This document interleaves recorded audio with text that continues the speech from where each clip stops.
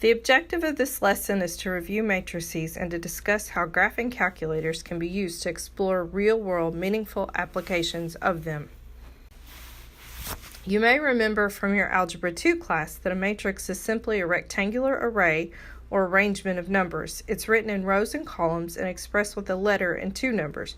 For example, the given matrix is a 3 by 4, meaning it has 3 rows and 4 columns. You may also remember that matrices can be used to solve a system of linear equations such as the following: ax plus by equals c and dx plus ey equals f. From those two equations, a matrix can be constructed in this format.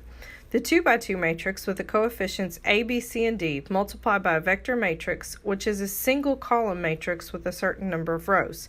This product turns out to be another vector matrix that gives the solution to the two equations. There exists a special kind of matrix called a reduced row echelon form. This matrix is determined by using a Gaussian elimination, which is an algorithm used to solve systems of linear equations.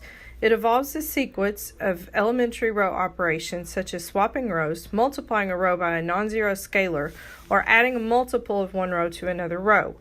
We're not going to focus on the particular steps of that algorithm today, but rather its use in a graphing calculator. To solve a matrix using the reduced row echelon form, you first need to access the matrix menu in the calculator. That's the second function with the inverse button, the x to the minus 1 power. Next, you'll use the arrow to move to the right to edit and then select the matrix that you want to change. Then, input the row and the column number for this matrix. Next, you'll enter the numbers in each column and row into their places on the calculator and choose second mode to quit the editing screen for the matrix.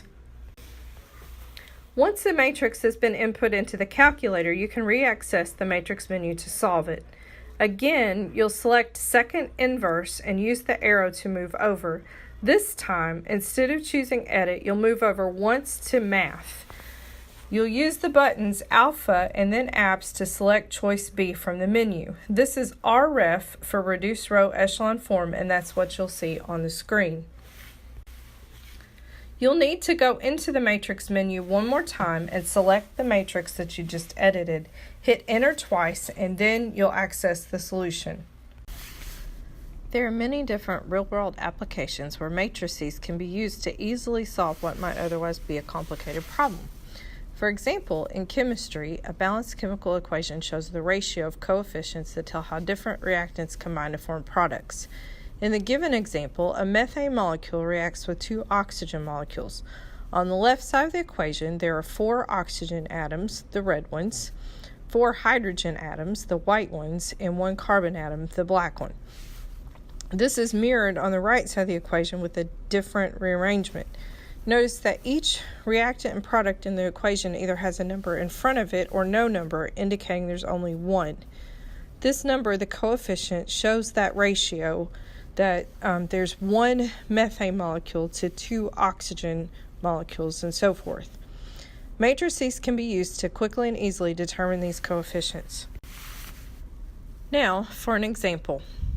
Let's suppose that we want to find the coefficients that balance the following equation.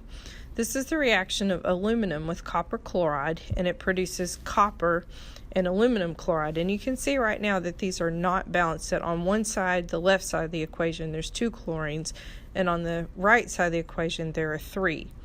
So we are first going to turn this chemical equation into a matrix, where we will look at the number of each element in the reactant side and the product side.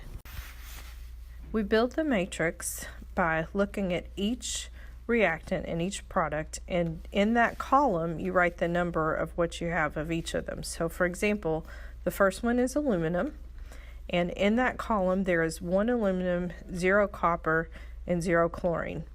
In the second one, there's CuCl2, that's 1 copper and 2 chlorines. So we'll put 0 aluminum, 1 copper, 2 chlorines.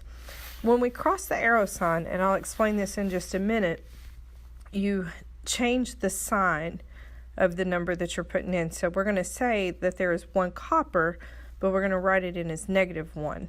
And then for the AlCl3, we'll do the same thing. There is 1 Al, but we'll put that as -1. And there are 3 chlorines, so we'll put that as -3. From here, we'll just follow the same steps that we followed with the calculator a minute ago to go through and get to that reduced row echelon form. We'll just plug this matrix in and solve it, and you're going to find that it will easily give you the numbers that go in each of those blanks.